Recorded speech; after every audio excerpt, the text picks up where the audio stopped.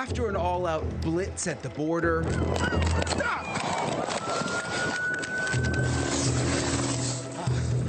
the tide is turning. But illegal border crossings now have plummeted. We now have the best border we've ever had. But there are new challenges on the front lines. Now with these drones that have the capabilities of actually dropping explosives, it really shows how much more these cartels have evolved, and the threat level has increased even more so now. These are serious criminals that don't belong in our communities. And in American cities and towns. No more ICE! No more ICE! And if you are a state not complying with federal law, you're next. Get ready. Is the president happy with the number of arrests? I'm not. Tonight, we are live on the ground with an unfiltered and raw look at the situation. There are no politics here, just unprecedented access to the men and women working around the clock. They've got rifles pointed at you from the ground. What can you do? A special edition of NewsNation, Crisis on the Border, starts right now.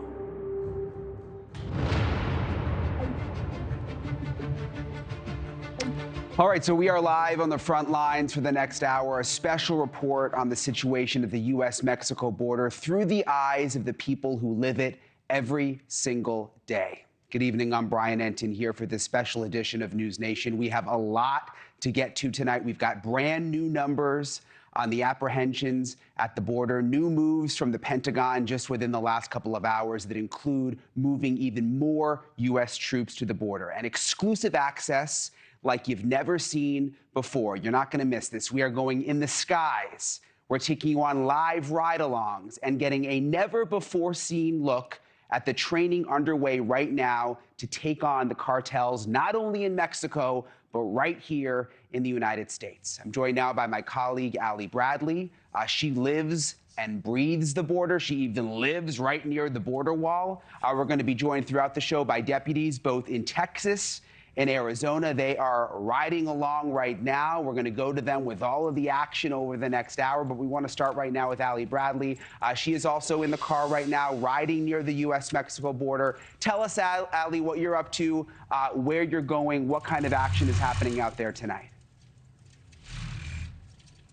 Yeah, hey, Brian. So right now we're actually on Highway 90 in between Del Rio and Kinney County, in between Brackettville. And this highway is one of those areas that was heavily exploited by the criminal cartel, human smuggling pursuits all day, every day over the last 4 years.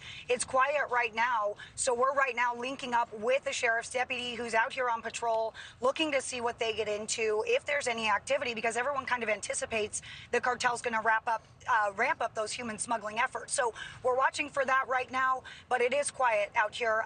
As of right now, we can show you guys what the street looks like here as we continue to travel down this highway that once again was heavily exploited over the last 4 years, Brian. Yeah, we saw the two deputies there also standing right by. You're in the car. I want to show you, though, Ali, NewsNation's just gotten brand new numbers. These came in today from the month of February. This is extraordinary to look at. Border Patrol reported just over 8,000 apprehensions this month alone. Might sound like a lot, but look at this. Look at the comparison. When you go back, February 2024, 140,000 apprehensions, and it just goes down from there all the way over here to 8,000 this month, the lowest it's ever been, according to President Trump. What do you make of these numbers, Ali? Yeah, you know, you're seeing around 300 on average every day, right, crossing the southern border. And when we first started seeing these numbers come out, Brian, when President Trump first kind of really started cracking down on the border, you know, I had to ask my sources, are you messing with me right now? These numbers are so low, it almost seemed like an error. Because for some perspective here, I've been reporting down here for about 4 years, and there were days at its peak that we were reporting nearly 12,000 encounters in a single day. So now we're looking at 300 or fewer. I mean, that's across 9 sectors in a 24-hour period. So yeah, they're not seeing much activity at all, and that's the whole concept of all of this is the reason this was a story in the first place is because those numbers were so monumental that it pulled all of the agents from the line, and they were not able to actually patrol the border and go after the people that wanted to get away, right? So Border Patrol has existed because that has always been a problem, people trying to get away. But they are now telling us that they're finally able to do their job again because they're not processing people and transporting them. 300 a day is manageable. We even heard Jay Johnson in the past say 1,000 a day is catastrophic at the southern border. Yeah, we saw up to nearly 12,000 at one point. So right now, agents say, you know, things are a lot quieter down here. Again, they feel like they can finally do their job. One of the agents that we worked with in El Paso said, this is what we signed up for. This is the oath that we took to protect the nation and secure the southern border.